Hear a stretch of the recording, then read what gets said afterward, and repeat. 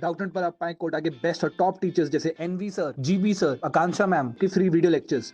आज ही डाउनलोड कीजिए Doubtnut app. Hello everyone, आज हम दोबारा करंट इलेक्ट्रिसिटी को कंटिन्यू करते हुए पार्ट 2 में डिस्कस करेंगे हमारा जो ओम्स लॉ के कैरेक्टरिस्टिक्स हैं रेजिस्टेंस पैरेलल में और सीरीज़ में इक्विवेलेंट रेजिस्टेंस क्या होता है वो सब डिस्कस करेंगे।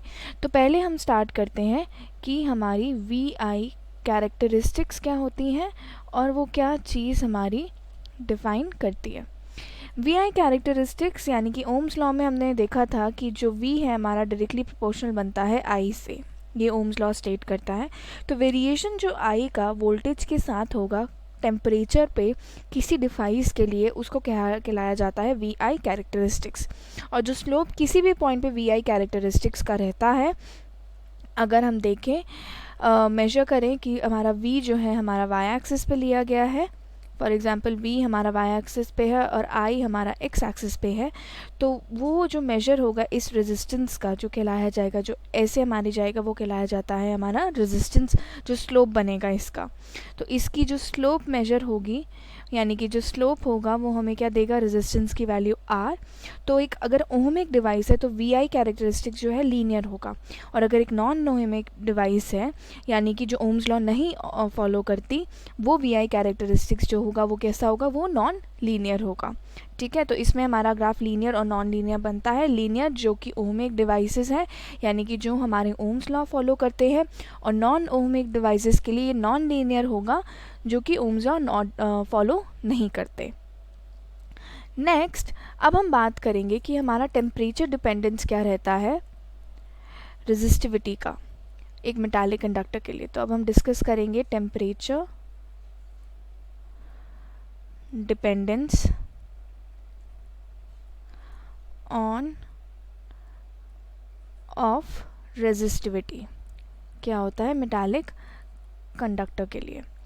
रेजिस्टिविटी एक मटेरियल की कैसे डिफाइंड होती है, अभी हमने पढ़ा था, रो से इसे डिनोट करते हैं रेजिस्टिविटी को। ये हमारी इक्वल होती है m by n e square tau. ठीक है, जहाँ पे m मास है, n हमारा n हमारा क्या है, अभी हमने पढ़ा था, तो n हमारा क्या बनता है इसमें, पिछले वीडियो पे आप जाएंगे तो आपको रेजिस्टिविटी का फॉर्मूला पता चलेगा। ई हमारा चार्ज रहता है, टाउ हमारा रिलैक्सेशन रहता है। तो इससे हम ये देखते हैं कि जैसे जैसे टेम्परेचर एक कंडक्टर का इंक्रीज़ होता है तो टाउ जो है हमारा डिक्रीज़ होगा, यानी कि जो टेम्परेचर हमारा बढ़ेगा तो टाउ क्या होगा, ये हमारा डिक्रीज़ करना शुरू होगा। और डिक्रीज़ करना शुरू होगा, और क्योंकि जो यहाँ से जो रो है वो हमारा इन्वर्सली प्रोपोर्शनल है टाउ से, तो क्या होगा, तो हमारा रो इस केस में जो है इंक्रीज़ करना शुरू होगा। तो इलेक्ट्रिकल रेजिस्टिविटी जो होती है मेटालिक कंडक्टर की, वो इंक्रीज़ करती है ऑलमोस्ट लीनियरली जैसे जैसे टेम्परेचर हमारा बढ़ रहा होता है। ठीक है, अब रेजिस्टिविटी और टेम्परेचर का जो है एक रिलेशन रहता है जो कि डिफ़ाइन किया जाता है कि अगर हमारा स्मॉल वेरिएशन हो रहा हो टेम्परेचर में, इन टेम्परेचर, तो हम कैसे डिफाइन करते हैं उसे, तो हमारा रो होता है rho naught 1 plus alpha t minus t naught. ये हमारा रिलेशन होता है रेजिस्टिविटी ऑफ टेम्परेचर में, जहाँ रो नॉट जो है हमारी रेजिस्टिविटी होती है मेटल की एक किसी रेफरेंस टेम्परेचर पे टी नॉट, और रो जो होती है रेजिस्टिविटी होती है मेटल की किसी टेम्परेचर टी पे। ठीक है, और ये इक्वेशन वैलिड है सिर्फ स्मॉल वेरिएशन के लिए। तो ये याद रखिए कि ये जो इक्वेशन है ये तभी वैलिड है जब वेरिएशन क्या हो, स्मॉल। और अल्फ़ा क्या होता है, temperature coefficient of resistivity material का। और इक्वेशन 1 जो वैलिड है अंडर द कंडीशन की जो चेंज हमारा लेंथ एल में आएगा और एरिया ऑफ क्रॉस सेक्शन में आएगा, वो सारे नेग्लिजिबल हैं। और अल्फ़ा जो है वो ग्रेटर रहता है 0 से, किन के लिए, मेटालिक कंडक्टर के लिए। ये जो है हमारा वैल्यू इसकी क्या रहती है, 0 से ज़्यादा रहती है। अब डिस्कस करना, अब हम बताएंगे कि वेरिएशन रेजिस्टेंस का टेम्परेचर के साथ कैसे होता है। अभी हमने रेजिस्टिविटी पढ़ी है, अब हम बात करेंगे variation of resistance with temperature, ये कैसे वेरी करता है। चलिए, रेजिस्टेंस मेटालिक कंडक्टर का वेरी कैसे करता है, लीनियरली रेजिस्टिविटी के साथ। तो रेजिस्टेंस भी क्या होगा हमारा, इंक्रीज़ करेगा जैसे जैसे टेम्परेचर हमारा इंक्रीज़ करेगा, यानी कि टेम्परेचर, और अगर टेम्परेचर हमारा बढ़ रहा है रेजिस्टेंस भी हमारा बढ़ रहा है, और इन दोनों के बीच में क्या होगा, लीनियरली इंक्रीमेंट दिखेगा। रेजिस्टेंस आर जो कंडक्टर का है किसी टेम्परेचर T डिग्री सेल्सियस पे अगर हम रखें तो रिलेशन हमारा आर कैसे रहता है, R is equal to R not 1 plus alpha capital T. R not क्या है, रेजिस्टेंस जो 0 डिग्री सेल्सियस पे, और अल्फ़ा क्या है, टेम्परेचर कोएफिशिएंट ऑफ रेजिस्टेंस है। ठीक है, तो ये हमारा क्या हो गया यहाँ पे, variation of resistance with temperature. Temperature coefficient जो रेजिस्टेंस का है उसको हम इस तरीके से भी डिफाइन कर सकते हैं कि रेशियो है इंक्रीज जो हो रहा है रेजिस्टेंस पर डिग्री ऑफ द टेम्परेचर, ताकि रेजिस्टेंस जो 0 डिग्री सेल्सियस पे है, यानी कि अल्फ़ा अगर हम लिखें तो यहाँ से हम अल्फ़ा निकाल सकते हैं, कितना हो जाएगा, R minus R not by R not. T अगर ले लें तो ये टी से डिफाइन कर सकते हैं। ठीक है, तो यूनिट क्या होती है इस अल्फ़ा की यूनिट जो है वो है केल्विन इनवर्स। ठीक है, और अगर हम ग्राफ ड्रॉ कर लें तो ये हमारा हो जाता है आर। ठीक है, और यहाँ पे किसी आर नॉट उस पे है ये 0 डिग्री सेल्सियस टेम्परेचर पे, और अल्फ़ा हमारा क्या देगा, स्लोप बाय आर नॉट। ये हमारा टेम्परेचर कोएफिशिएंट ऑफ रेजिस्टिविटी हो गया। अलॉयज़ के लिए जनरली क्या होता है, low temperature of coefficient of resistance होता है, और यही प्रॉपर्टी है यूज़फुल जो उसको स्टैंडर्ड रेजिस्टेंस देती है, सच एज जो हमारा रेजिस्टेंस बॉक्सेस में होता है। फॉर दिस रीज़न जो है कि मैग्नेन और कांस्टेंट जो कॉइल्स हैं वो यूज़ की जाती हैं रेजिस्टेंस बॉक्सेस में। R1 और R2 अगर रेजिस्टेंस ऑफ मेटालिक कंडक्टर है T1 और T2 में, फॉर एग्जांपल अब हमें दिया है कि हमें दो रेजिस्टेंस गिवन है मेटालिक कंडक्टर के R1 और R2, और ये रिस्पेक्टिवली किस टेम्परेचर पे दिए, T1 और T2 पे। तो इनके बीच में फिर रिलेशन कैसे बनेगा, R2 अब इस केस में हो जाएगा R1 1 plus alpha T2 minus T1। अगर हमें इंसुलेटर और सेमीकंडक्टर दें और फ्री इलेक्ट्रॉन डेंसिटी दें जो इंक्रीज़ करिए टेम्परेचर के साथ, तो इंक्रीज़ जो n का कॉम्पनसेट होगा किसी डिवाइस के लिए इन टाउ, ताकि मटेरियल जो है उसकी रेजिस्टिविटी क्या हो, डिक्रीज़ हो जाए विद टेम्परेचर। अब ये सब था हमारा रेजिस्टेंस के बारे में। कई बार आपने क्वेश्चंस देखा होगा, तो क्वेश्चन में रेजिस्टर की जगह फॉर एग्जांपल आपको थर्मिस्टर भी दिया जा सकता है। तो अब हम थोड़ा पढ़ लेते हैं कि थर्मिस्टर क्या होता है, उसके बारे में हम थोड़ा नॉलेज ले लेते हैं। चलिए, थर्मिस्टर जो है ये हमारा बना किससे होता है, ये हमारा बना होता है सेमी कंडक्टिंग ऑक्साइड से। ठीक है, जो हमारी मेटल्स की है, और इसलिए ये क्या है, ये हमारी कहलाई जाती है एक नॉन ओहमिक डिवाइस, यानी कि ये ओम लॉ जो है फॉलो नहीं करती। रेजिस्टेंस जो हमारा थर्मिस्टर का होता है उसका रिलेशन होता है R is equal to A to the power B by T, जहाँ पे A और B क्या है, कांस्टेंट है किसी मटेरियल के लिए। और अगर हम ग्राफ देखें तो ये हमारा R अगर T पे है और ये हमारा T का वेरिएशन है, ये इस तरीके से हमारा ग्राफ बन के आता है। ठीक है, सिमिलरली ये T हो गया, ये R पॉइंट हो गया कोई। टेम्परेचर कोएफिशिएंट जो रेजिस्टेंस का होता है मटेरियल का, थर्मिस्टर के केस में अल्फ़ा उसे ऐसे डिफाइन किया जाता है minus B by T square. और अगर R1 और R2 हमें दिया है इस केस में, थर्मिस्टर के केस में अगर अब हमें दिया है एक R1 टेम्परेचर है और एक R2, और T1 और T2 टेम्परेचर पे गिवन है रेजिस्टेंस एक थर्मिस्टर के, तो इनके बीच का जो रिलेशन होता है, तो अल्फ़ा हमारी वैल्यू हो जाती है 2.303 log R1 minus log R2। तो सिंपली क्या है, आपको एग्ज़ाम पॉइंट ऑफ व्यू से क्या करना है कि इनका थ्योरेटिकल बैकग्राउंड की बजाय अगर आप ये कॉन्सेप्ट याद कर ले कि वेरिएशन कैसा रहता है, तो क्वेश्चन आपको करना, सॉल्व करना इजी हो जाएगा। तो बस ये पे अटेंशन करेंगे आप।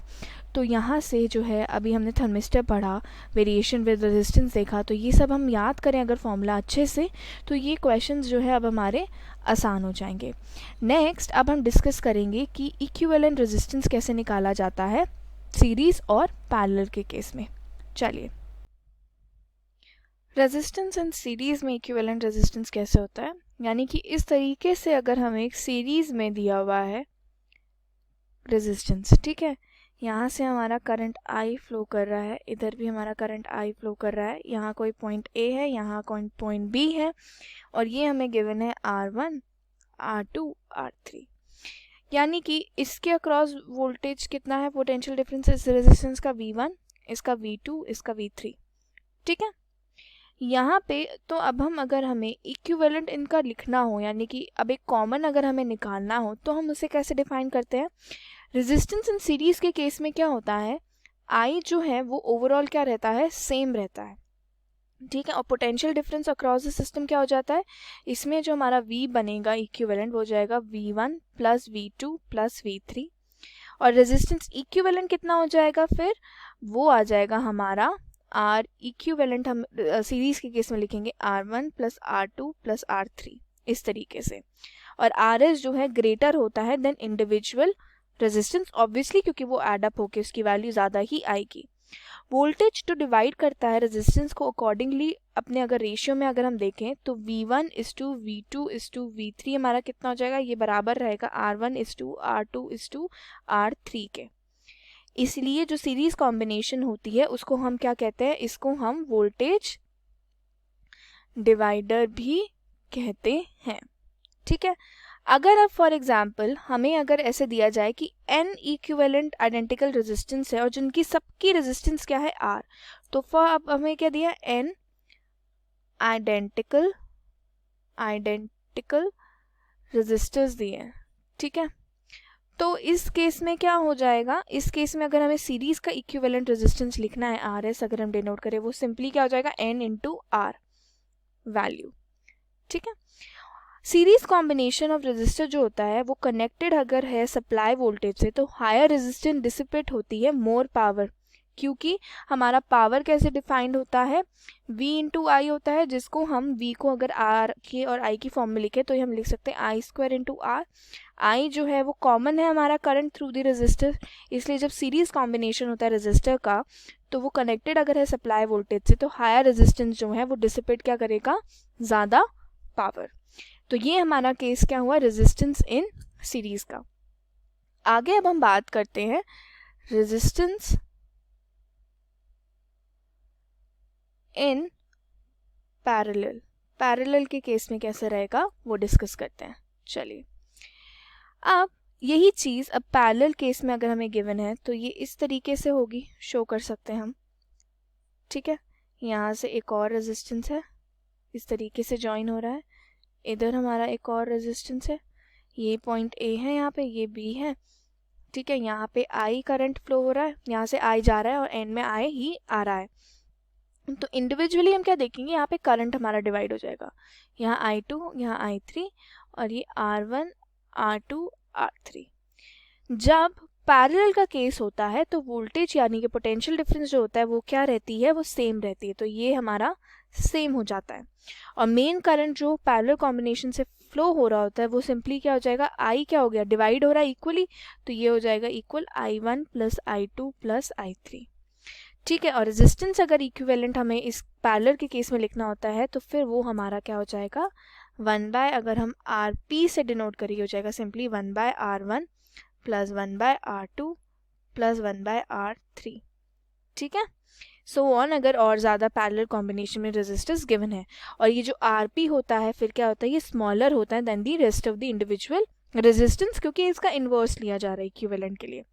अब यहाँ पे जैसे कि सीरीज के केस में वोल्टेज डिवाइड हो रहा था, यहाँ पे हमारा करंट डिवाइड हो रहा है, तो ये I1, I2, I3 कितना हो जाएगा, 1 by R1 is to 1 by R2 is to 1 by R3। ठीक है, तो इसलिए इसको हम क्या कहते हैं, इस पैरेलल कॉम्बिनेशन को हम कहते हैं करंट डिवाइडर भी। जैसे सीरीज को वोल्टेज डिवाइडर कहते हैं, पैरेलल को कहते हैं हम करंट डिवाइडर। अगर हमारे n आइडेंटिकल, अब यहाँ पे अगर हमें n आइडेंटिकल दिए हुए हैं, ठीक है, रेजिस्टर्स, ठीक है, जिनकी रेजिस्टेंस क्या है R, तो इस केस में अगर हमें पैरेलल में दिया है तीनों कनेक्शन, तो यहाँ पे हमारी इफेक्टिव कैसे हो जाएगी, यहाँ पे अब हमारी हो जाएगी R बाय N के इक्वल। ठीक है, और जब पैरेलल कॉम्बिनेशन हम पैरेलल कॉम्बिनेशन हमारा रेजिस्टर का होता है, वो कनेक्ट किया जाता है सप्लाई वोल्टेज का, तो लोअर रेजिस्टेंस जो होता है वो क्या करेगा, ज़्यादा डिसिपेट करेगा पावर, क्योंकि पावर हमारा वोल्टेज की फॉर्म में कैसे लिखा जाता है, वी आई को हम v²/r ऐसे करके भी लिख सकते हैं, ठीक है, v और r की टर्म्स में। तो v तो हमारा कॉमन है अक्रॉस द पोटेंशियल, तो पैरेलल कॉम्बिनेशन में क्या होगा, रेजिस्टर अगर कनेक्टेड है एक पावर सप्लाई वोल्टेज से तो लोअर रेजिस्टेंस जो है वो डिसिपेट करेगा ज़्यादा पावर, ठीक है। तो ये हमारा क्या हो गया, केस हमारा हो गया रेजिस्टेंस इन सीरीज और रेजिस्टेंस इन पैरेलल।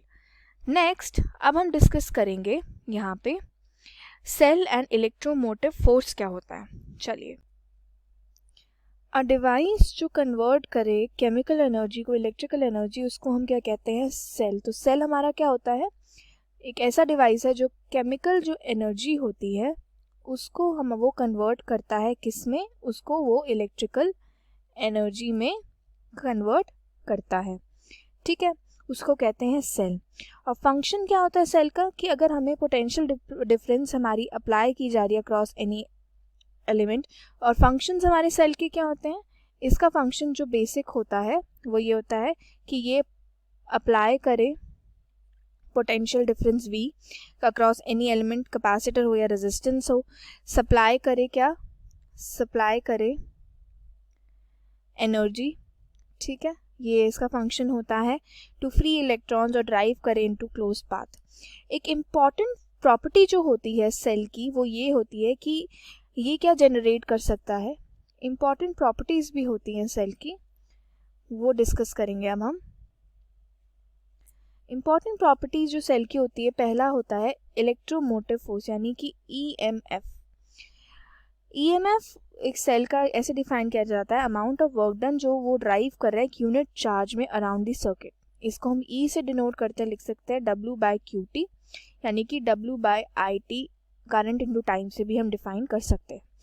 और दूसरा इसका होता है internal resistance R internal resistance जो ऑफर की जा रही है within the cell for low current through it, for the current to flow through it, ठीक है, for current to flow through it. ये इसकी जो है सेल की जो है एक इम्पॉर्टेंट प्रॉपर्टी होती है। तो ये हमारी आज की थ्योरी थी। चलिए अब कुछ क्वेश्चन देखते हैं इसी थ्योरी और पिछले वीडियो की थ्योरी पे डिपेंडेंट। हम कुछ क्वेश्चन प्रैक्टिस करेंगे, एग्जाम में जो पूछे गए हैं पिछले पेपर्स में वो डिस्कस करते हैं। चलिए पहले क्वेश्चन को देखते हैं। क्वेश्चन में दिया है a potential difference of V apply किया गया है end of the copper wire जिसकी लेंथ है L और डायमीटर है D। अगर हम उसकी डायमीटर D को डबल कर दें तो ड्रिफ्ट वेलोसिटी में कितना चेंज आएगा। तो इस क्वेश्चन को करने का तरीका क्या है, पहले तो ड्रिफ्ट वेलोसिटी का फॉर्मूला याद करिए जिसको हम VD से डिफाइन करते हैं। वो क्या डिफाइन किया जाता है, V की फॉर्म में हम लिख सकते हैं रो LNE, ठीक है, जहाँ ये लेंथ हो गया जो कॉपर वायर की उसकी लेंथ, N उसकी इलेक्ट्रॉन चार्ज डेंसिटी होगी, V पोटेंशियल डिफरेंस, रो रेजिस्टिविटी हो गया और E क्या हो गया, चार्ज। तो इस पूरे फॉर्मूला में हम देखें तो ये इंडिपेंडेंट है किससे, डायमीटर जो है D, मतलब D से इंडिपेंडेंट है, ना ये रेडियस पे डिपेंड करता है ना ये डायमीटर D पे डिपेंड करता है। तो हम क्या देखेंगे कि अगर हम डबल भी कर दे डायमीटर D को तो ड्रिफ्ट वेलोसिटी में कोई चेंज नहीं आएगा। तो जो करेक्ट आंसर हुआ इस क्वेश्चन का वो क्या हो गया हमारा, option C, does not change. Question में दिया है 3 रेजिस्टेंस है 1 ओम की, ठीक है, और ये कनेक्टेड है किसमें, पैरेलल में कनेक्टेड है, सच दैट जो कनेक्शन है वो अगेन कनेक्ट किससे हो जाता है, 2/3 ओम से, जो कि सीरीज में है रेजिस्टर। हमें रिजल्टेंट रेजिस्टेंस बताना है कि वो कितना रहेगा क्वेश्चन में। तो पहले तो हम 1 ओम का रेजिस्टेंस हमारा इक्वल रेजिस्टेंस पे है, वो कनेक्टेड है पैरेलल। तो पहले वाले केस में आरपी कभी क्या हो जाएगा, अभी हमने पढ़ा था कि अगर n आइडेंटिकल होते हैं तो पैरेलल के केस में वो n से डिवाइड हो जाता है। तो हम सिंपली क्या लिख देंगे, r/n, r कितना दिया है 1 ओम और n कितना है 3, तो ये कितना हो गया हमारा 1/3 पैरेलल के केस में 1/3 ओम। अब यही कनेक्शन अगेन कनेक्टेड है 2/3 रेजिस्टर से और सीरीज में, ठीक है, तो रिजल्टेंट कितना हो जाएगा, तो हम सिंपली लिख देंगे, तो रेजिस्टेंस जब हमारा सीरीज में हो जाएगा तो यही वैल्यू हमारी कितनी हो जाएगी, अब ये हो जाएगा हमारा सीरीज में है विद रेजिस्टेंस कितना हो जाएगा, अब हमारा ये ऐड हो जाएगा 1/3 प्लस 2/3 ओम, क्योंकि ये आरपी और आरएस हमारा कनेक्टेड है, तो ये कितना आ जाएगा हमारा, दोनों को अगर हम ऐड करेंगे तो ये वैल्यू हमारी कितनी हो जाएगी, 1 ओम की इक्वल आ जाएगी।